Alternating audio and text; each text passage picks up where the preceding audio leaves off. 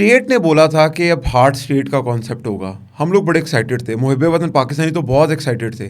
लेकिन समहाउ अब पाकिस्तान के बाहर से प्रॉक्सी स्टार्ट हो गई हैं और कुछ वीलॉगर्स हैं जो पैसे भी कमाते हैं, पैसे लेते भी हैं, और उसके बाद समटाइम डोनेशंस भी मांगना शुरू कर देते हैं पैट्रियन के ऊपर।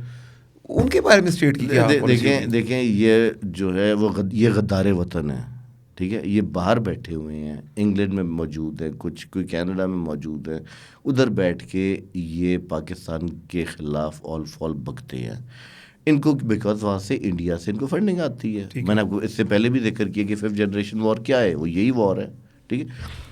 हाँ, अगर ये पाकिस्तान आए और आके पाकिस्तान के ख़िलाफ़ बोलें तो फिर आप इनका देख लीजिएगा कि जो इनका हाल होगा। अब उधर बैठ के बकवास कर देना, उधर बैठ के भौंकते रहना, ये कोई बहादुरी थोड़ी है। इधर आए ना, इधर आके फेस करें, इधर आके करें पाकिस्तान के ख़िलाफ़ बात, तो फिर उनको बताया जाए।